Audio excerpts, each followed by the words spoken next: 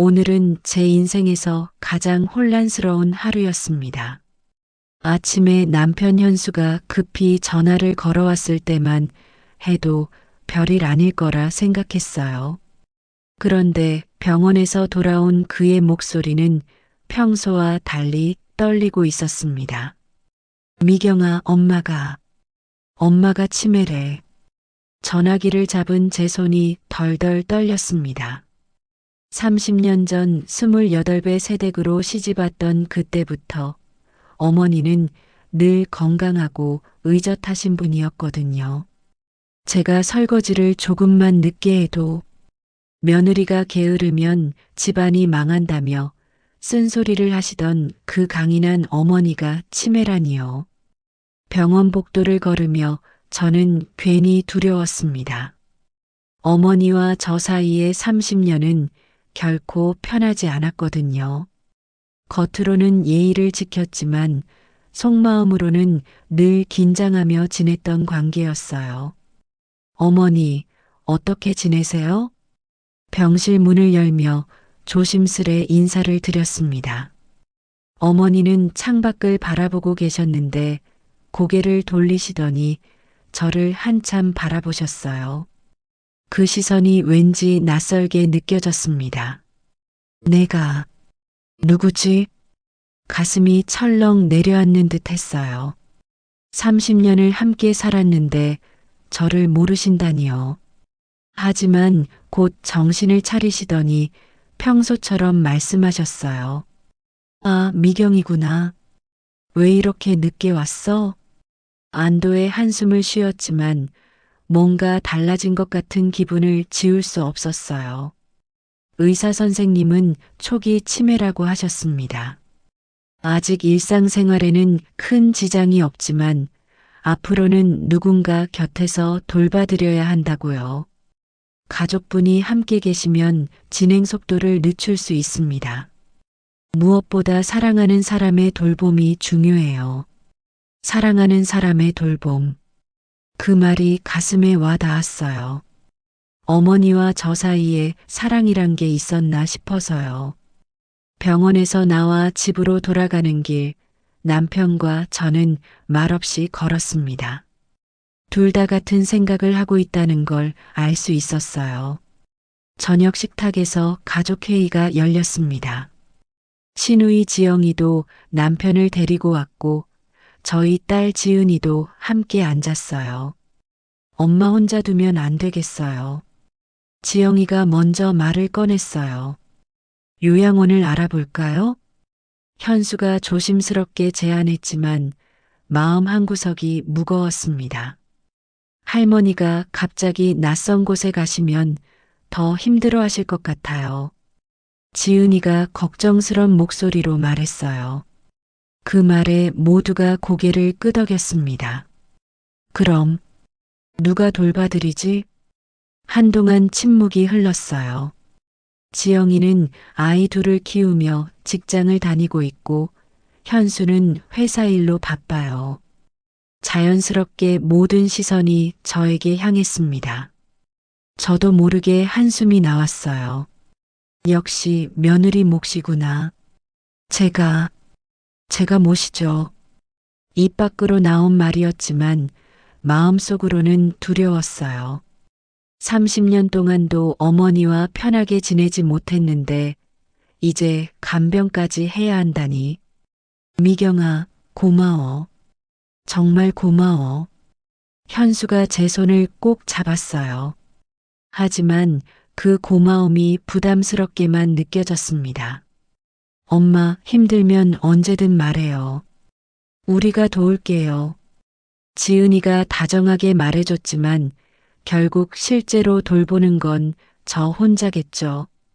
그날 밤 잠자리에서 한참을 뒤척였습니다. 30년 전 처음 시집왔던 날이 떠올랐어요. 어머니는 저를 보시더니 이렇게 말씀하셨거든요. 우리 현수 잘 부탁해. 그때부터 시작된 긴 세월이었어요. 어머니는 늘 저를 예리한 눈으로 지켜보셨고 저는 늘 긴장하며 살아왔습니다. 음식 하나 하더라도 너무 짜다, 간이 안 맞다 하시며 지적하셨고, 아이 키우는 것부터 집안 살림까지 하나하나 간섭하셨어요. 물론 저도 처음엔 인정받고 싶어서 열심히 노력했어요. 어머니가 좋아하실 만한 요리도 배우고 명절 때는 새벽부터 일어나 준비를 했죠. 하지만 한 번도 잘한다는 말씀을 들어본 적이 없었어요. 이제 와서 간병을 하라니 복잡한 마음이 드는 건 어쩔 수 없었어요.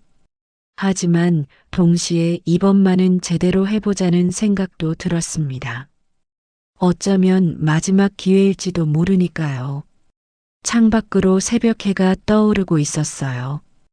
오늘부터 어머니를 모시고 새로운 일상이 시작됩니다. 30년간 서먹했던 우리 관계가 이제 어떻게 될까요? 솔직히 확신은 없어요. 하지만 이상하게도 마음 한구석에서는 작은 기대감이 솟아오르고 있었습니다. 어쩌면, 정말 어쩌면 이번에는 다를 수도 있지 않을까 하고요. 어머니를 모신 지 일주일이 지났습니다.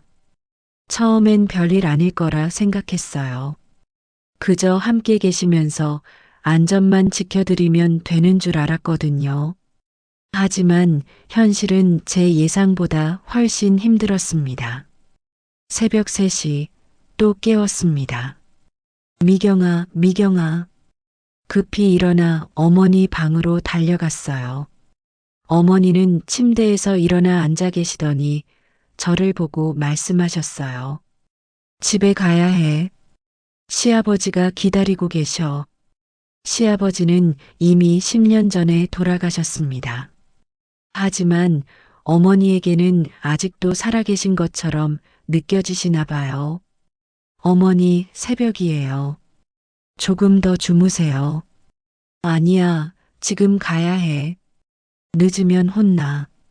어머니의 목소리에 불안함이 가득했어요. 달래려고 해봤지만 소용없었습니다. 결국 30분 동안 어머니 옆에 앉아 괜찮다, 안전하다고 반복해서 말씀드렸어요. 그렇게 다시 잠드신 건 새벽 4시가 넘어서였습니다. 아침에 일어나니 온몸이 쑤셨어요. 하지만 어머니 아침 식사를 준비해야 했죠. 평소 드시던 미역국을 끓여드렸더니 어머니가 숟가락을 들더니 이상한 표정을 지으셨어요. 이게 뭐야? 이상해. 어머니, 미역국이에요. 평소에 잘 드시던 거예요. 아니야, 이건 내가 아는 맛이 아니야. 그러시더니 숟가락을 밀어내셨습니다. 어제까지만 해도 맛있게 드셨는데 점심에는 어머니가 좋아하시던 된장찌개를 끓였어요. 하지만 역시 한 숟가락 드시더니 고개를 저으셨습니다.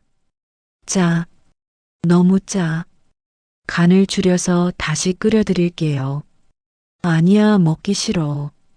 그날 어머니는 거의 아무것도 드시지 않았어요. 걱정이 되어 물어봤더니 배고프지 않다고 하시더라고요. 오후 3시쯤 어머니가 갑자기 현관문 쪽으로 걸어가셨어요. 어머니, 어디 가세요? 집에 가야지. 여긴 내 집이 아니야. 깜짝 놀라 급히 달려가서 어머니의 손을 잡았어요. 어머니, 여기가 집이에요. 현수랑 저랑 같이 사는 집이요. 아니야, 내 집은 따로 있어. 시아버지가 기다리고 계셔. 또다시 돌아가신 시아버지 이야기였어요. 어머니의 손을 놓을 수가 없었습니다. 혹시라도 밖으로 나가시면 어떡하나 싶어서요. 조금만 더 계세요. 현수가 곧 들어올 거예요. 1시간을 그렇게 현관 앞에서 서 있었어요. 어머니는 계속 집에 가야 한다고 하셨고 저는 계속 달래야 했죠. 현수가 퇴근해서 집에 들어왔을 때 저는 녹초가 되어 있었습니다. 무슨 일이야? 왜 현관에서? 상황을 설명하자 현수도 당황했어요. 엄마, 왜 그러세요? 여기가 집이잖아요. 현수야, 내가 왔구나. 엄마를 집에 데려다 줘. 현수도 어쩔 줄 몰라 했어요. 결국 저희는 어머니를 달래서 거실로 모셔다 드렸지만 어머니는 내내 불안해하셨습니다. 저녁 식사 시간이 되자 더 큰 문제가 생겼어요. 어머니가 젓가락 사용법을 까먹으신 거예요. 이게 어떻게 쓰는 거지? 젓가락을 손에 들고 계시지만 어떻게 잡아야 할지 모르시는 것 같았어요. 제가 옆에서 도와드리려고 했더니 건드리지 마. 내가 할 수 있어. 화를 내시더라고요. 하지만 계속 젓가락을 제대로 잡지 못하셨어요. 보다 못해 숟가락을 들였더니 그제서야 식사를 하셨습니다. 그날 밤 어머니를 재우고 나서 저는 방에서 혼자 울었어요. 이렇게 힘들 줄 몰랐어. 하루하루가 전쟁 같았어요. 어머니는 점점 저를 낯설어 하시고 간단한 일상조차 힘들어 하셨습니다. 화장실 가는 것도 옷 입는 것도 모든 게 어려워지고 있었어요. 며칠 후 현수에게 하소연했습니다. 여보, 정말 힘들어. 혼자서는 못하겠어. 미안해, 미경아. 내가 회사 일 때문에 도와주지 못해서. 지영이는 뭐해? 친딸인데 한 번도 안 와. 지영이도 바빠. 아이들 학원 보내느라. 늘 그런 식이었어요. 모두 바쁘다는 이유로 저 혼자 모든 걸 감당해야 했습니다. 그러던 중 더 속상한 일이 생겼어요.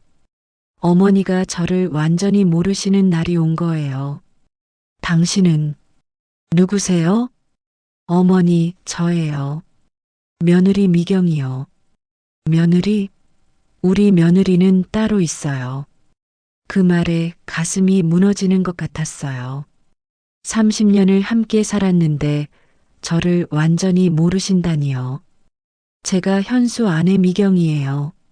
30년 동안 함께 살았잖아요. 거짓말. 우리 며느리는 그런 사람 아니야.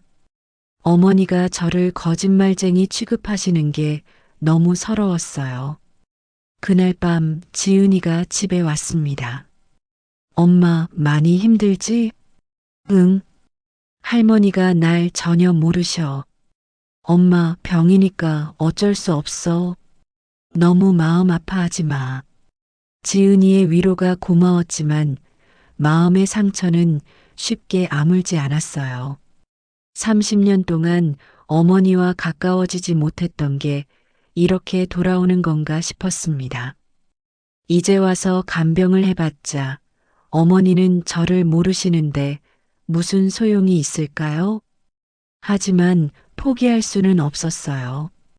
어머니가 저를 모르신다고 해서 제가 어머니를 모른 척할 수는 없으니까요. 내일도 모레도 계속해서 어머니를 돌봐야 합니다. 비록 고맙다는 인사는 듣지 못할지라도 이게 며느리의 도리라고 생각해요. 하지만 솔직히 이대로 언제까지 버틸 수 있을지 확신이 서지 않습니다. 한 달이 지났습니다. 이제 저는 완전히 다른 사람이 된 것 같아요. 거울을 보니 눈 밑에 짙은 다크서클이 생겼고 뺨은 홀쭉 들어갔습니다. 머리카락도 듬성듬성 빠지고 있어요. 밤잠을 제대로 잔 게 언제인지 기억도 나지 않습니다. 어제는 정말 한계였어요. 어머니가 새벽 2시에 깨셔서 불이야, 불이야 하고 소리치셨거든요. 급히 뛰어가 보니 아무것도 타고 있지 않았어요. 그저 환각을 보신 거였죠. 어머니, 불 없어요. 괜찮아요. 거짓말. 저기 봐. 저기 불이 났어. 아무것도 없는 벽을 가리키며 계속 소리치셨어요. 달래려고 해도 소용없었고 결국 소방서에 신고까지 하셨습니다. 소방관 아저씨들이 와서 확인해 보고는 괜찮습니다라고 했지만 그 순간 저는 너무 부끄러웠어요. 죄송해요. 치매라서 이해해요. 이런 일 종종 있어요. 힘내세요.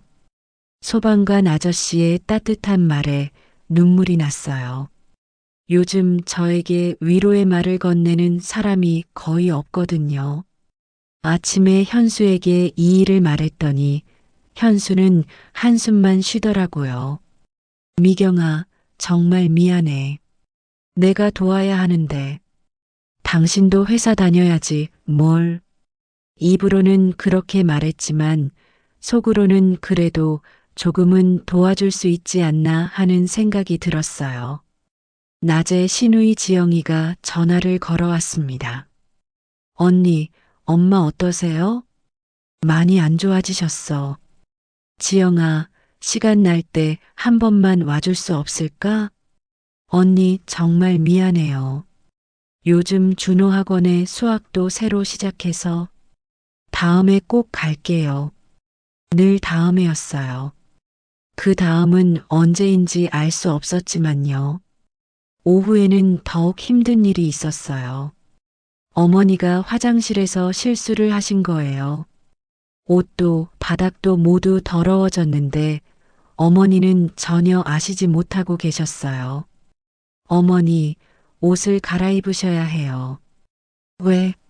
깨끗한데. 더러워졌어요. 제가 씻겨드릴게요. 싫어.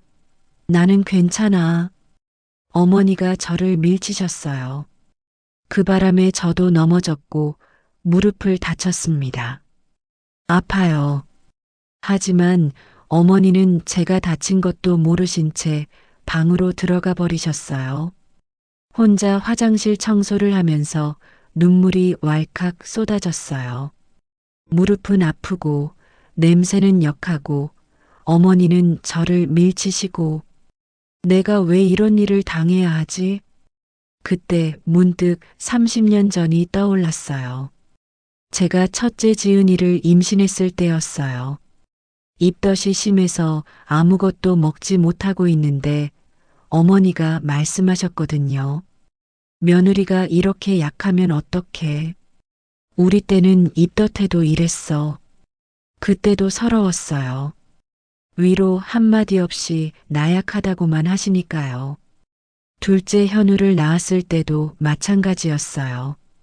제왕절개로 낳아서 회복이 더뎠는데 어머니는 요즘 며느리들은 너무 나약하다고 하셨어요. 그렇게 30년을 살아왔어요. 한 번도 수고했다, 고맙다는 말씀을 들어본 적이 없었어요. 그런데 이제 와서 간병을 하라니. 게다가 저를 알아보지도 못하시면서요. 화장실 청소를 끝내고 방에 앉아 있는데 갑자기 현실이 무너지는 것 같았어요. 나는 누구를 위해 이러고 있는 거지? 날 모르는 사람을 위해서? 그때 어머니가 방에서 나오셨어요. 깨끗한 옷으로 갈아입으셨는데 누가 갈아입혀드린 건지 모르겠어요. 아마 혼자서 하셨나 봅니다. 어머니는 저를 보시더니 말씀하셨어요. 아가씨, 여기서 뭐 하세요? 아가씨라고 하셨어요. 30년을 함께 산 며느리를 아가씨라고요. 그 순간 정말 포기하고 싶었어요.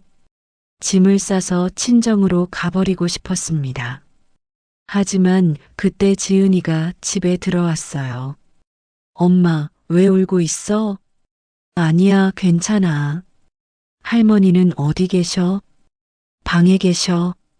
지은이가 할머니 방에 들어가더니 밝은 목소리로 인사했어요. 할머니, 지은이에요. 어머, 지은이. 우리 예쁜 손녀딸. 어머니는 지은이는 알아보시더라고요. 저는 며느리라서 못 알아보시면서 손녀는 기억하시는 거예요. 할머니, 오늘은 어떻게 지내셨어요? 응, 좋았어.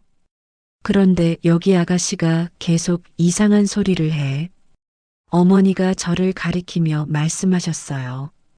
지은이가 당황하는 게 보였어요. 할머니, 저분은 우리 엄마세요. 할머니 며느리세요. 아니야, 우리 며느리는 따로 있어. 미경이라고 착한 애야. 그 말을 듣는 순간 묘한 감정이 들었어요. 어머니 기억 속의 며느리 미경이는 착한 애였던 거네요. 그런데 눈앞에 저는 왜 못 알아보실까요? 지은이가 할머니를 재우고 나와서 저를 안아줬어요. 엄마, 정말 고생 많아. 내가 자주 와서 도울게. 괜찮아, 지은아. 너도 바쁜데. 엄마, 무리하지 마. 할머니 병이니까 엄마 탓 아니야. 지은이의 말에 위로가 됐지만 여전히 마음은 무거웠어요. 그날 밤 어머니를 재우고 나서 오랜만에 혼자만의 시간을 가졌어요. 따뜻한 차 한 잔을 마시며 생각에 잠겼습니다. 내가 왜 이렇게 힘들어하고 있을까? 사실은 어머니의 인정을 받고 싶었던 것 같아요. 30년 동안 한 번도 받아보지 못한 그 인정을 말이에요. 하지만 이제는 그것도 불가능해졌어요. 어머니는 저를 아예 모르시니까요. 그럼에도 포기할 수 없는 이유가 있었어요. 바로 제 마음속의 미경이 때문이었어요. 어머니가 기억하시는 그 착한 며느리 미경이. 어쩌면 그게 진짜 제 모습일지도 모르겠어요. 30년 동안 어머니와 서먹하게 지냈지만 그래도 저는 최선을 다해 며느리 노릇을 했어요. 비록 인정받지 못했을지라도요. 이제 어머니가 저를 모르신다고 해서 제가 며느리이기를 포기할 수는 없어요. 창밖을 보니 달이 밝게 떠 있었어요. 그 달빛을 보며 다시 한번 마음을 다잡았습니다. 끝까지 해보자. 어머니가 날 몰라봐도 욕을 하셔도 밀치셔도 난 어머니의 며느리 미경이니까 내일도 어려움이 기다리고 있을 겁니다. 하지만 이제는 조금 다른 마음으로 시작할 수 있을 것 같아요. 비록 혼자지만 제가 할 수 있는 최선을 다해 보겠어요. 그게 30년을 함께 산 며느리의 마지막 도리라고 생각하니까요. 오늘은 정말 특별한 날이었어요. 지은이가 아침 일찍 큰 가방을 들고 집에 왔거든요. 엄마, 나 당분간 여기서 지낼게. 응? 왜? 할머니 돌보는 거 도와드리려고. 엄마 혼자서는 너무 힘들어 보여. 가방 안에는 며칠치 옷가지가 들어 있었어요. 지은이가 정말로 여기서 지내려고 준비해 온 거였죠. 그 순간 눈물이 핑 돌았어요. 한 달 넘게 혼자서 버티느라 지쳤는데 이렇게 든든한 지원군이 생기다니. 지은아, 너도 직장 다녀야 하는데 재택근무로 바꿨어. 컴퓨터만 있으면 집에서도 일할 수 있거든. 지은이의 배려가 너무 고마웠어요. 오전 10시 어머니가 일어나셨어요. 평소보다 늦게 주무신 편이었죠. 지은이가 먼저 인사를 드렸어요. 할머니, 안녕하세요. 어머, 지은이, 언제 왔니? 어제요, 할머니. 할머니 보고 싶어서 왔어요. 어머니의 얼굴이 환하게 밝아지셨어요. 며칠간 보지 못했던 미소였어요. 우리 지은이가 제일 예뻐. 그런데 저기 아줌마는 누구니? 어머니가 저를 가리키며 지은이에게 물으셨어요. 또다시 저를 모르시는 거였죠. 할머니, 저분은 우리 엄마세요. 할머니 며느리인 박미경이에요. 아니야, 우리 며느리 미경이는 그런 사람 아니야. 미경이는 더 예뻐. 저도 모르게 쓴웃음이 나왔어요. 30년 전 젊었을 때의 저를 기억하고 계시나 봅니다. 지은이가 당황한 표정으로 저를 바라봤어요. 저는 괜찮다는 듯이 어깨를 으쓱했죠. 할머니, 아침 식사하실까요? 응, 지은이가 해주는 거야? 아니요, 엄마가 해드릴게요. 제가 나섰지만 어머니는 고개를 저으셨어요. 싫어. 저 아줌마가 만든 건 맛없어. 가슴이 찔렸지만 지은이 앞에서 상처받은 티를 낼 수는 없었어요. 결국 지은이가 간단한 죽을 끓여드렸어요. 어머니는 맛있게 드시면서 계속 지은이를 칭찬하셨어요. 역시 우리 지은이가 해준 게 제일 맛있어. 할머니가 잘 드셔주시니까 기뻐요. 그 모습을 보며 복잡한 기분이 들었어요. 한편으로는 어머니가 식사를 잘하시니 다행이었지만 다른 한편으로는 서운했어요. 나도 똑같이 정성껏 해드렸는데. 점심시간 지은이가 어머니와 함께 TV를 보고 있었어요. 할머니, 이 드라마 재미있죠? 응, 지은이랑 보니까 더 재미있어. 어머니는 지은이 어깨에 기대시며 편안해 보이셨어요. 저와 있을 때는 항상 불안해하시던 분이 이렇게 평온한 모습을 보이시다니. 오후에 지은이와 둘이 이야기할 기회가 있었어요. 지은아, 고마워. 너 때문에 할머니가 많이 안정된 것 같아. 엄마, 할머니가 엄마를 몰라보는 거 많이 속상하시죠? 어쩔 수 없는 일이니까. 하지만 할머니가 엄마한테만 그러시는 게 아니에요. 아빠한테도 가끔 그러시거든요. 지은이의 말이 조금 위로가 됐어요. 할머니는 지금 혼란스러우신 거예요. 하지만 분명히 마음 깊은 곳에서는 엄마를 기억하고 계실 거예요. 그럴까? 네. 제가 어릴 때 할머니가 엄마 자랑을 많이 하셨어요. 우리 며느리만큼 살림 잘하는 사람 없다고요. 정말인지 의심스러웠지만 지은이가 거짓말할 이유는 없을 거예요. 저녁 식사 준비를 할 때 지은이가 도와줬어요. 엄마, 할머니가 좋아하시는 음식이 뭐예요? 호박죽을 좋아하셔. 옛날에는 내가 만든 건 안 드시고 직접 해 드시곤 했는데. 그럼 오늘은 호박죽 해드려요.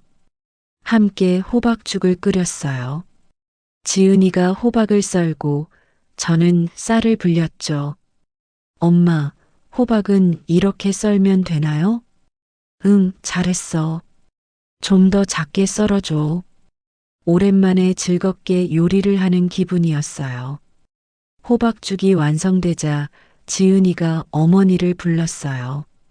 할머니, 저녁 식사하세요. 뭐 해줬니?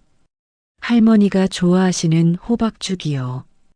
엄마랑 같이 만들었어요. 어머니는 호박죽을 한 숟가락 떠서 드시더니 눈을 동그랗게 뜨셨어요. 이거 정말 맛있다. 할머니가 좋아하시니까 다행이에요. 그런데 어머니가 갑자기 저를 바라보시더니 말씀하셨어요. 아줌마도 같이 만들었다고? 네, 할머니. 그럼 고마워. 짧은 한마디였지만 한 달 만에 처음 들어보는 고마운 말이었어요. 그날 밤 어머니를 재우고 지은이와 거실에서 차를 마셨어요. 엄마, 오늘 할머니가 엄마한테 고맙다고 하신 거 들었죠? 응, 놀랐어. 할머니 마음 깊은 곳에서는 엄마를 알고 계시는 것 같아요. 그런가? 네. 호박죽 드실 때 표정을 보셨어요? 정말 행복해 보이셨어요. 지은이의 말을 듣고 보니 그런 것 같았어요. 어머니가 호박죽을 드실 때 잠깐이나마 평온해 보이셨거든요. 지은아, 너 있으니까 할머니가 많이 달라지신다. 할머니는 외로우셨던 것 같아요. 엄마 혼자서 돌봐드리느라 고생하신 거 알지만 할머니도 혼란스러우셨을 거예요. 그제서야 깨달았어요. 저는 어머니의 몸만 돌봤지 마음을 헤아리지 못했던 거예요. 앞으로는 우리 둘이서 함께 할머니를 돌봐요. 엄마 혼자 감당하기에는 너무 힘드시잖아요. 고마워, 지은아. 오랜만에 마음이 따뜻해졌어요. 그날 밤 잠자리에서 생각해 봤어요. 지은이가 와서 달라진 건 어머니만이 아니었어요. 저도 변하고 있었거든요. 지은이를 통해 어머니를 다른 시각으로 바라보게 되었어요. 치매에 걸려 혼란스러워하는 한 사람으로 말이에요. 그리고 무엇보다 혼자가 아니라는 사실이 큰 힘이 되었어요. 하지만 한 가지 아쉬운 점이 있었어요. 어머니가 지은이에게만 유독 다정한 모습을 보일 때마다 서운한 마음이 드는 거예요. 나도 저렇게 따뜻하게 대해주시면 얼마나 좋을까. 하지만 이런 생각을 하는 제가 이기적인 건 아닐까요? 어머니가 편안해 하시는 게 가장 중요한 건데 말이에요. 내일부터는 지은이와 함께 어머니를 더 세심하게 돌봐드려야겠어요. 그리고 어머니의 마음도 더 헤아려 드리고 싶어요. 비록 저를 완전히 알아보시지는 못하시지만 분명히 마음 깊은 곳에서는 30년의 정이 남아있을 거라고 믿어요. 지은이 말이 맞아요. 할머니는 분명 저를 기억하고 계실 거예요. 그날은 평범한 토요일 오후였습니다. 지은이와 함께 어머니 방을 정리하고 있었어요. 어머니가 낮잠을 주무시는 동안 옷장을 정리하려고 했거든요. 엄마, 할머니 옷 중에 안 입으시는 거는 정리해 드릴까요? 그래, 너무 오래된 건 정리하자.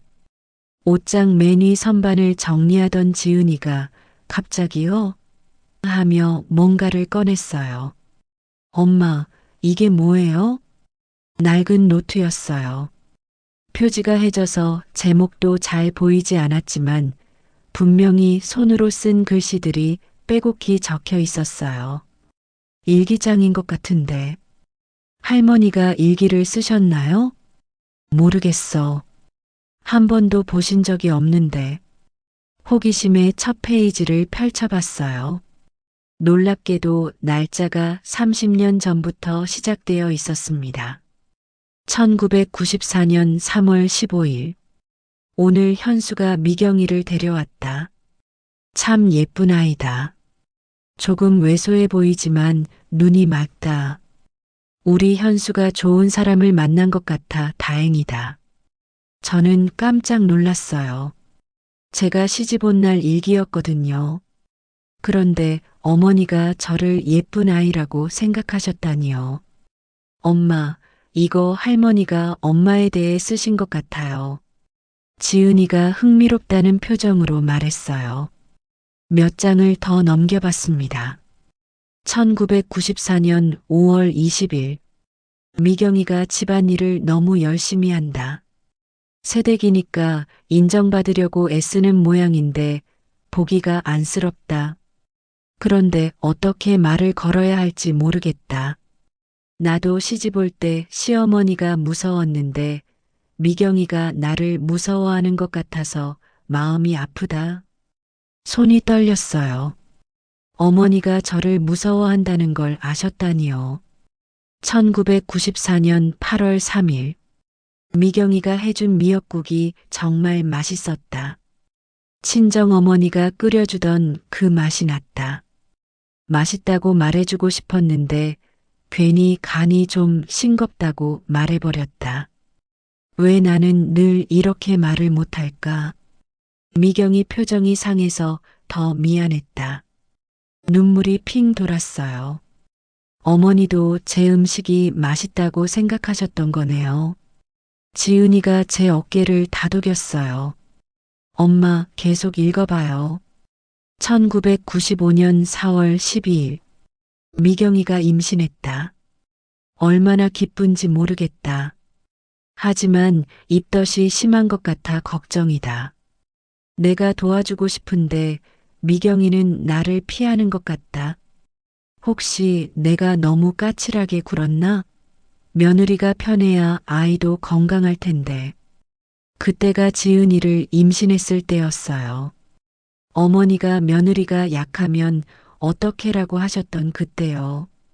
하지만 실제로는 걱정을 하고 계셨던 거네요. 1996년 1월 8일. 지은이가 태어났다. 정말 예쁜 손녀딸이다. 미경이가 아이를 낳느라 고생했다. 병원에서 보니까 많이 힘들어 보였는데 수고했다고 말해주지 못했다. 왜 나는 따뜻한 말이 나오지 않을까? 마음으로는 정말 고맙고 대견한데 지은이도 눈물을 글썽였어요. 할머니가 이렇게 생각하고 계셨구나. 페이지를 넘길 때마다 충격적인 내용들이 이어졌어요. 1998년 6월 25일. 미경이가 요즘 많이 야윈 것 같다. 아이 둘을 키우느라 고생이 많을 텐데 내가 도와주기는커녕 잔소리만 했다. 오늘 미경이가 빨래를 널다가 한숨 쉬는 걸 봤다. 가슴이 아팠다. 좋은 시어머니가 되고 싶은데 왜 이렇게 서툴까? 2001년 9월 15일. 미경이가 아팠는데 참고 집안일을 하더라. 쉬라고 말하고 싶었는데 감기 정도로 눕냐고 말해버렸다. 정말 바보 같은 나. 미경이가 서운해하는 게 보였다. 나중에 몰래 감기약을 사다 놓았는데 미경이가 알았을까? 2005년 12월 24일. 성탄절인데 미경이가 온 가족분 선물을 준비했다. 내 것까지 세심하게 챙겨줬다. 정말 고마웠는데 별거 아니네라고 말해버렸다. 미경이 얼굴이 순간 어두워졌다. 나는 왜 이럴까? 마음으로는 너무 고마운데. 일기를 읽으면서 저는 계속 울고 있었어요. 30년 동안 오해하고 있었던 거예요. 어머니는 저를 미워한 게 아니었어요. 그저 표현을 못 하셨던 거였죠. 2010년 7월 10일. 미경이와 현수가 싸우는 소리가 들렸다. 아마 내 때문인 것 같다. 내가 며느리를 너무 힘들게 하나? 미경이는 한 번도 불평한 적이 없는데 속으로는 얼마나 힘들까. 좋은 시어머니가 되고 싶었는데 실패한 것 같아 마음이 아프다. 2015년 3월 8일. 미경이 손이 많이 거칠어졌다. 내 때문에 고생이 많았을 텐데. 핸드크림을 사다 주고 싶지만 괜히 간섭한다고 싫어할까봐 못 주겠다. 미경이가 좋아할 만한 걸 주고 싶은데 뭘 좋아하는지도 모르겠다. 30년을 함께 살았는데 왜 이렇게 서먹할까? 2020년 11월 20일. 코로나 때문에 모두 힘든 시기인데 미경이가 우리 가족을 묵묵히 챙겨준다. 마스크도 사다 주고 건강식품도 챙겨주고 정말 고마운데 고맙다고 말하지 못하겠다. 이 나이가 되어서도 여전히 서툰 나 자신이 밉다. 마지막 페이지에는 최근 날짜가 적혀 있었어요. 2024년 2월 14일. 요즘 깜빡깜빡하는 일이 많아졌다. 혹시 치매는 아닐까 걱정된다. 만약 내가 치매에 걸리면 미경이가 나를 돌봐야 할 텐데. 30년 동안 따뜻한 말 한마디 제대로 못해준 시어머니를 돌보라니 미경이에게 너무 미안하다. 하지만 누구보다 미경이가 믿음직스럽다. 내가 표현하지 못했을 뿐 미경이는 정말 좋은 며느리다. 일기장을 덮고 한참을 울었어요. 지은이도 함께 울고 있었어요. 엄마, 할머니가 이렇게 생각하고 계셨구나. 30년 동안 내가 완전히 오해하고 있었어. 그때 어머니가 낮잠에서 깨어나오셨어요. 왜 울고 있니? 무슨 일이야? 어머니는 저를 보시더니 다가와서 손수건으로 제 눈물을 닦아주셨어요. 울지 마. 슬픈 일 있었니? 그 순간 어머니가 저를 알아보시는 것 같았어요. 비록 이름은 기억 못 하시지만 제가 슬퍼한다는 걸 아시고 위로해 주시려는 거였어요. 어머니, 괜찮아, 괜찮아. 어머니가 제 등을 토닥여 주셨어요. 30년 만에 처음 받아보는 어머니의 위로였어요. 지은이가 일기장을 정리하며 말했어요. 엄마, 할머니가 사랑을 표현하는 방식이 달랐을 뿐이에요. 마음으로는 정말 사랑하고 계셨던 거죠. 그제서야 모든 게 이해되었어요. 어머니의 잔소리는 걱정의 표현이었고 까칠한 말들은 어색함의 표현이었던 거예요. 30년 동안 서로 사랑하고 있었으면서도 그걸 제대로 전하지 못했던 거죠. 어머니, 저도 사랑해요. 작은 목소리로 말했어요. 어머니는 고개를 갸웃거리시더니 미소 지으셨어요. 그래, 고마워. 비록 제가 누군지는 모르시지만 제 마음은 전해진 것 같았어요. 그날 밤 일기장을 다시 한번 천천히 읽었어요. 페이지마다 어머니의 진심이 느껴졌어요. 30년간 쌓인 오해가 하루 만에 모두 풀렸습니다. 이제 저는 어머니를 완전히 다른 마음으로 바라보게 되었어요. 어머니도 저와 같은 여자였던 거예요. 사랑하는 마음은 있었지만 표현이 서툰 그런 평범한 여자였던 거죠. 일기장을 발견한 지 사흘이 지났습니다.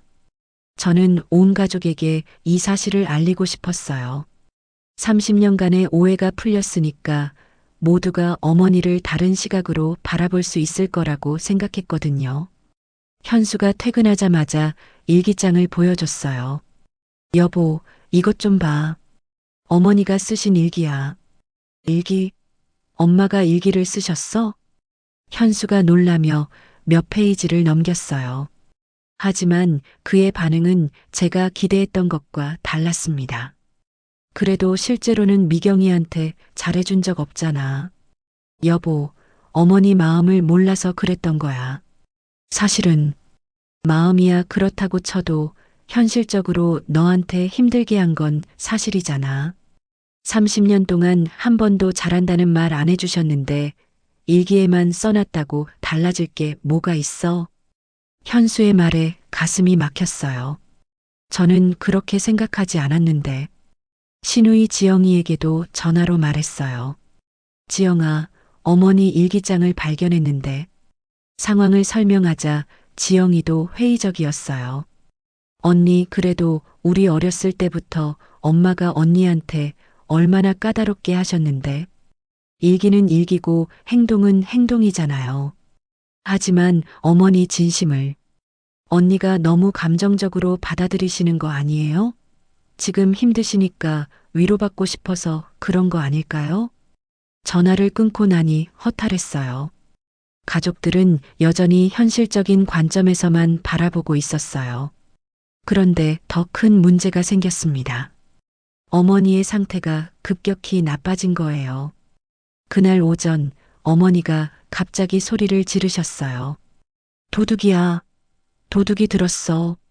급히 달려가 보니 어머니가 옷장을 뒤지고 계셨어요. 어머니, 무슨 일이세요? 내 일기장. 누가 내 일기장을 훔쳐갔어. 깜짝 놀랐어요. 어머니가 일기장을 찾고 계시는 거였어요. 어머니, 일기장은 제가 잠깐 정리하면서 당신이 가져간 거야? 도둑. 경찰 불러. 어머니가 저를 도둑으로 몰아세우셨어요. 30년간의 기억이 담긴 소중한 일기장을 제가 훔쳤다고 생각하신 거죠. 어머니, 저 미경이에요. 며느리 미경이요. 거짓말. 우리 며느리는 그런 사람 아니야. 당신 누구야?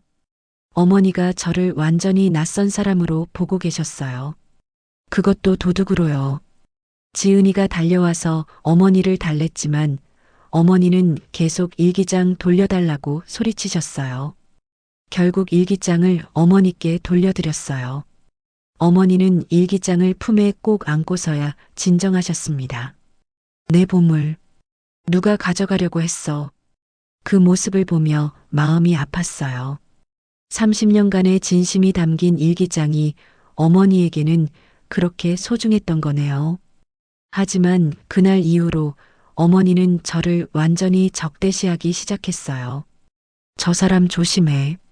내 물건 훔치려고 해. 지은이에게도 그렇게 말씀하시고 현수가 오면 저 아줌마 집에서 내보내라고 하셨어요. 며칠 후에는 더 심해졌어요. 제가 어머니 방에 들어가기만 해도 소리를 지르셨거든요. 나가라고. 어머니, 약 드셔야 해요. 싫어. 당신이 주는 약은 안 먹어. 독 넣었을지도 몰라. 어머니가 저를 독 넣을 사람으로 보고 계신다니. 그보다 더 절망적인 말이 있을까요? 음식도 마찬가지였어요. 제가 만든 건 절대 드시지 않으셨어요. 저 사람이 만든 건 먹으면 안 돼. 결국 지은이가 대신 음식을 차려드려야 했어요. 어느 날 밤 어머니가 또 소리를 지르셨어요. 경찰 불러. 도둑이 있어. 달려가 보니 어머니가 현관문을 열려고 하고 계셨어요. 어머니, 밤이에요. 위험해요. 당신 때문에 여기 있기 싫어. 집에 가야 해. 어머니를 말리려고 손을 대는 순간 어머니가 저를 밀치셨어요. 건드리지 마. 더러워.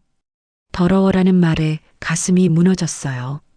30년을 함께 살면서 어머니 수발을 들면서 이런 말을 들어야 한다니요. 그날 밤 지은이와 이야기했어요. 지은아, 나 더 이상 못하겠어.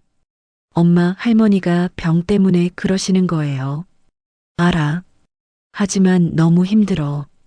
도둑이라고 하고, 독 넣었다고 하고, 더럽다고 하고, 눈물이 왈칵 쏟아졌어요.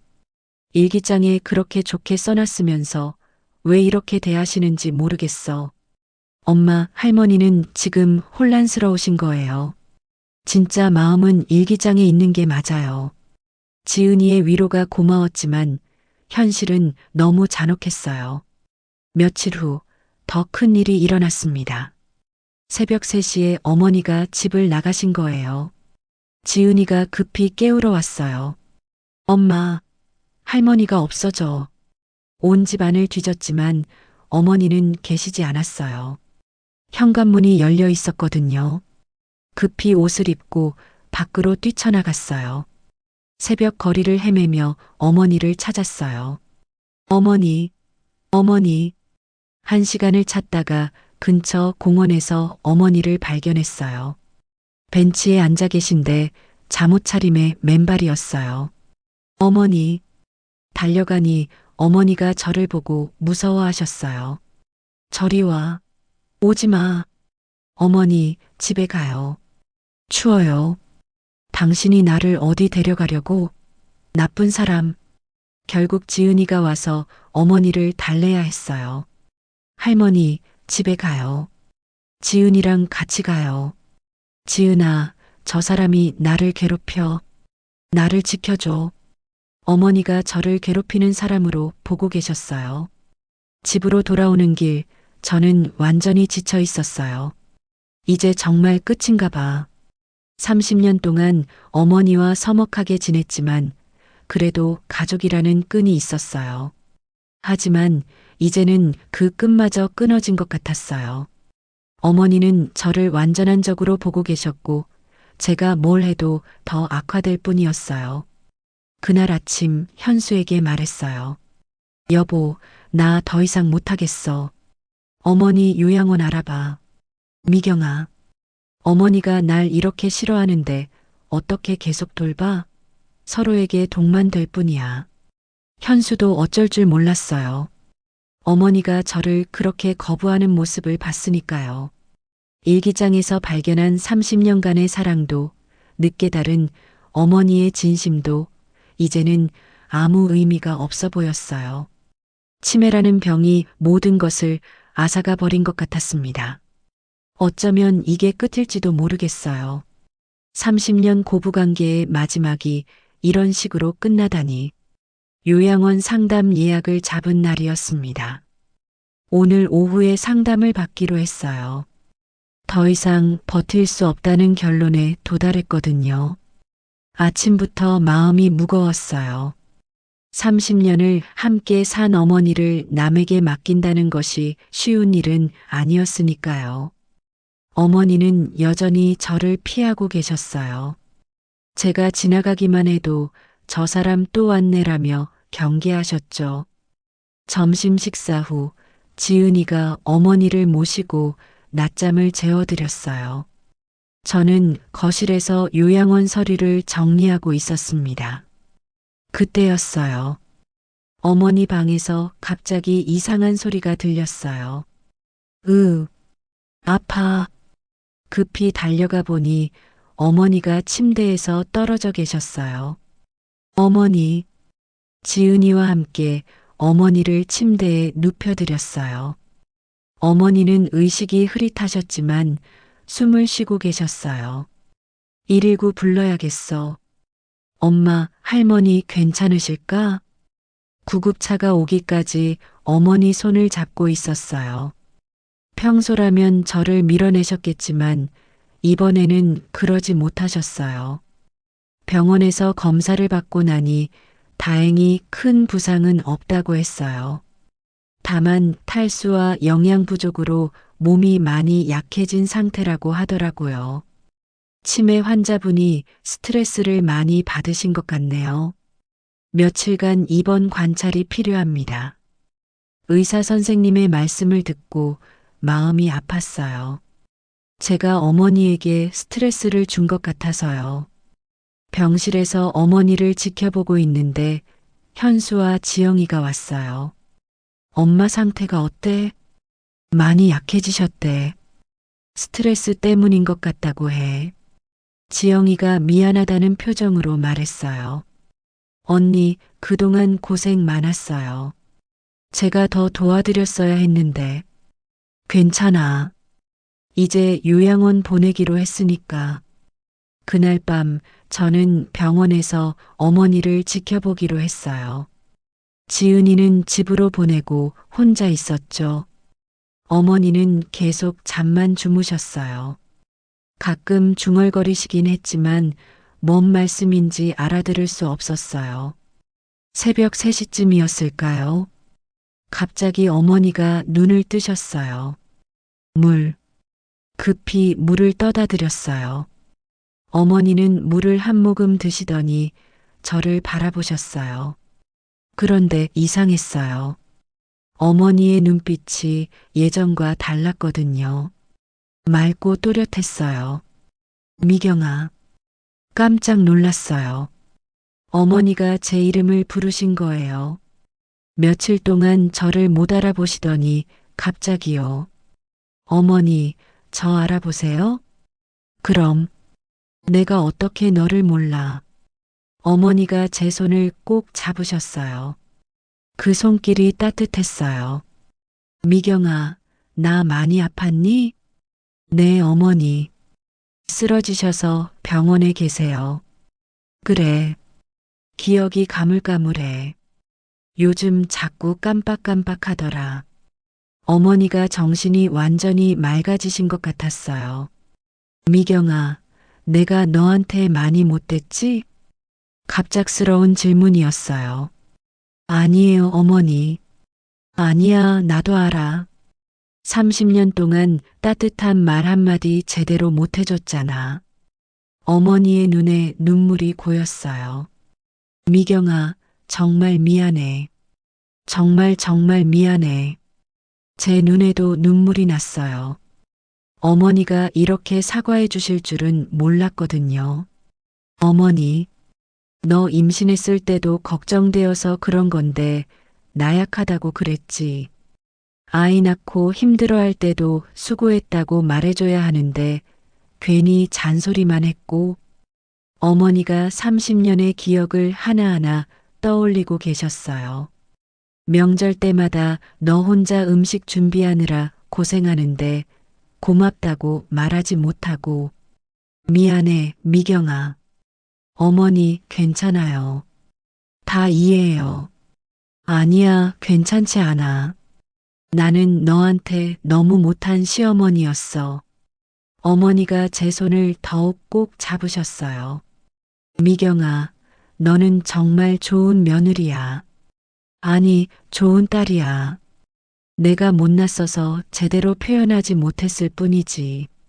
그 말을 듣는 순간 30년간 맺혔던 마음이 모두 풀리는 것 같았어요.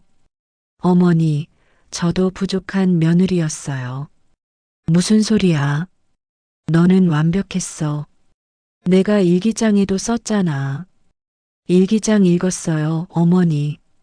그래, 부끄럽겠네. 못난 시어머니의 변명들만 가득하니까. 아니에요. 어머니의 진심을 알 수 있어서 너무 감사했어요. 어머니가 환하게 웃으셨어요. 30년 만에 처음 보는 진짜 웃음이었어요.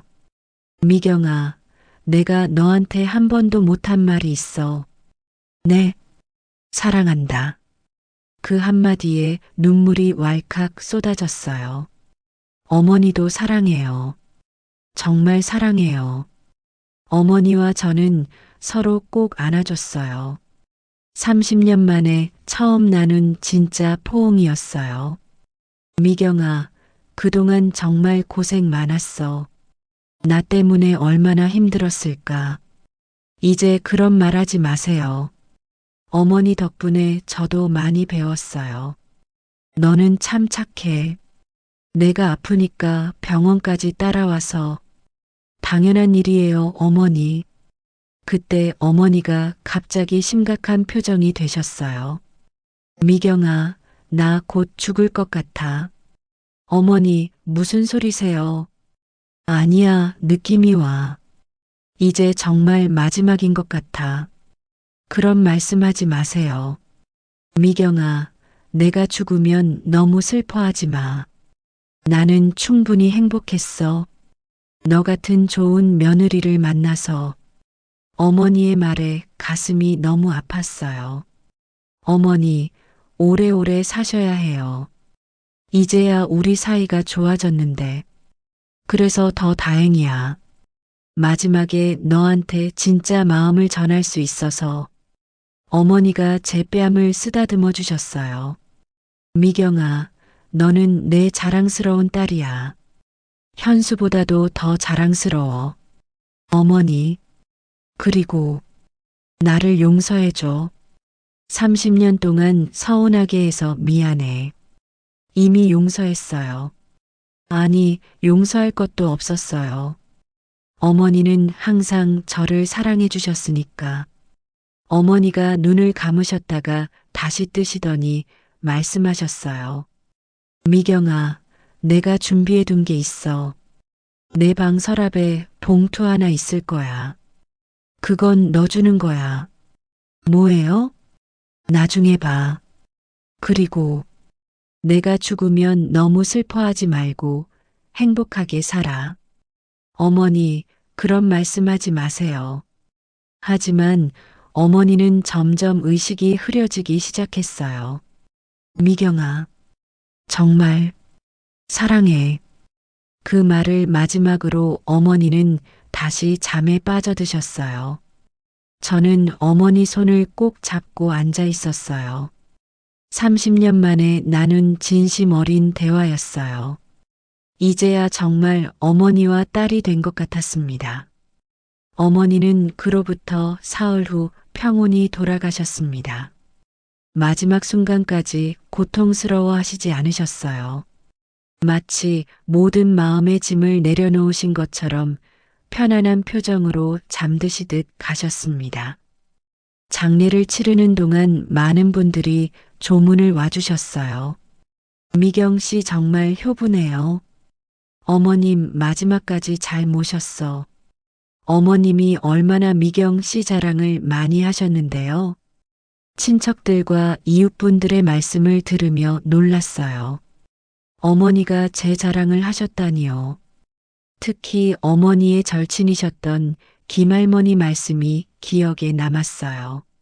미경아, 내 어머니가 너 이야기만 나오면 눈이 반짝반짝했어.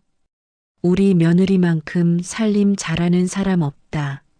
미경이가 해주는 음식이 제일 맛있다. 맨날 그런 소리만 했어. 정말요? 그럼 내가 거짓말할 이유가 있나? 그런데 왜 그렇게 표현을 못 하셨는지 참 안타까웠지. 그제서야 깨달았어요. 어머니는 저를 자랑스러워 하셨지만 정작 제게는 표현하지 못하셨던 거네요. 장례를 마치고 집으로 돌아와서 어머니가 말씀하셨던 서랍을 찾아봤어요. 서랍 깊숙한 곳에 하얀 봉투가 하나 있었어요. 겉봉에는 며느리 미경에게라고 어머니 글씨로 쓰여 있었습니다. 떨리는 손으로 봉투를 열었어요. 안에는 편지 한 장과 낡은 금반지가 들어 있었습니다. 편지를 펼쳐서 읽기 시작했어요. 사랑하는 딸 미경아, 이 편지를 읽고 있다면 내가 이미 세상을 떠난 후일 거야. 슬퍼하지 마. 나는 마지막에 너에게 진심을 전할 수 있어서 정말 행복했어. 30년 동안 정말 미안했어. 너를 사랑하면서도 그 마음을 제대로 표현하지 못해서 너는 내가 만난 사람 중 가장 따뜻하고 착한 사람이야. 현수가 너 같은 아내를 만난 건 정말 큰 복이고 나 역시 너 같은 며느리를 둔 게 인생 최고의 선물이었어. 이 반지는 내 시어머니가 주신 거야. 그때도 나는 시어머니와 사이가 좋지 않았어. 지금 생각해보니 우리 둘 다 서로를 사랑했지만 표현이 서툴렀던 것 같아. 이 반지에는 며느리에서 딸로 가족이 되어줘서 고맙다는 마음이 담겨 있어. 미경아, 너도 이 반지를 받아줘. 너는 이미 내 딸이야. 피보다 더 진한 30년의 정으로 맺어진 진짜 딸 말이야. 그리고 현수와 아이들한테도 전해줘. 우리 가족을 이렇게 따뜻하게 만들어줘서 고맙다고. 특히 지은이한테는 할머니가 정말 사랑했다고 말해줘. 미경아, 앞으로는 너무 남을 위해서만 살지 마. 너도 행복해질 권리가 있어. 나는 내가 웃는 모습이 가장 보기 좋았어. 마지막으로 나를 용서해줘서 고마워. 그리고 사랑해줘서 고마워. 언제까지나 너의 어머니. 박순덕.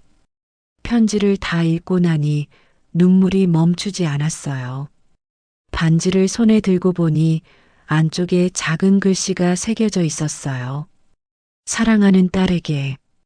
이 반지는 시어머니에서 며느리로, 며느리에서 딸로 이어지는 사랑의 증표였던 거네요. 반지를 끼워 보니 제 손가락에 딱 맞았어요.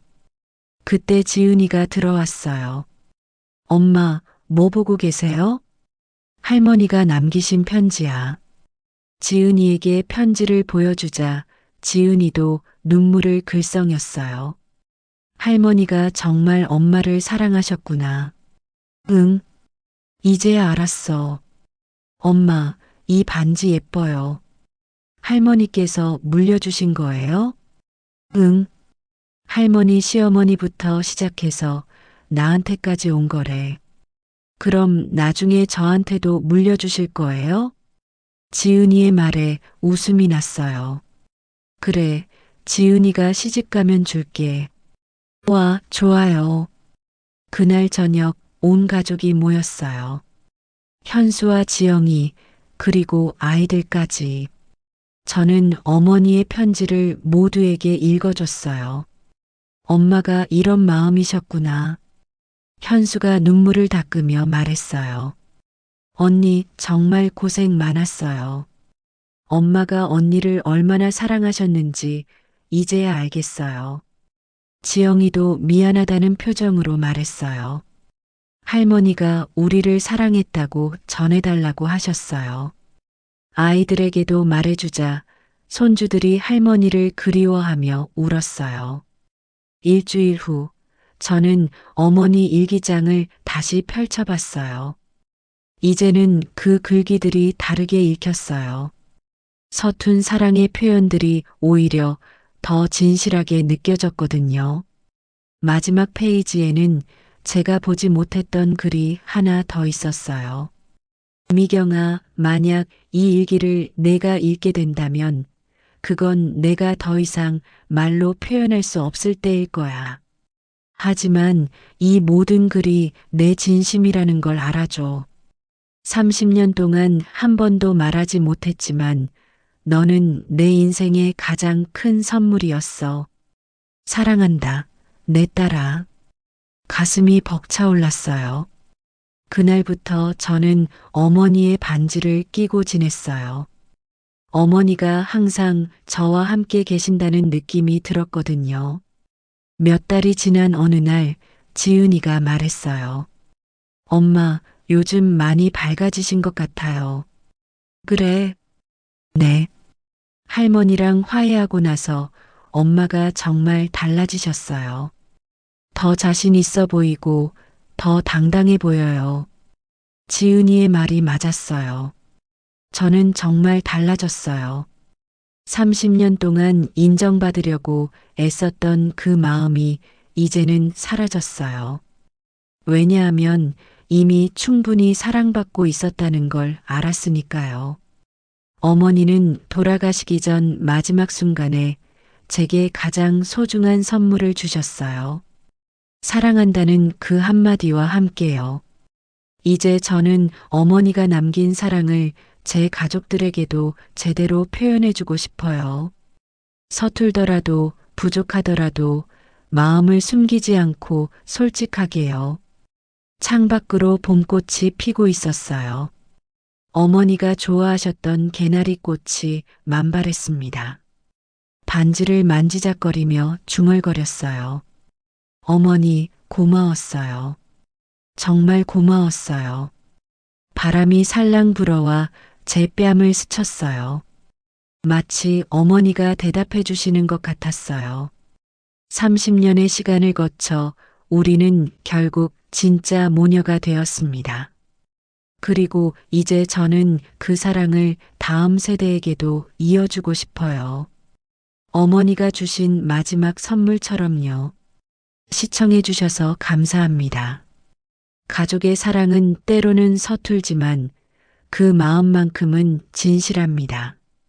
여러분의 가족도 사랑으로 가득하길 바라며 오늘도 따뜻한 하루 되세요.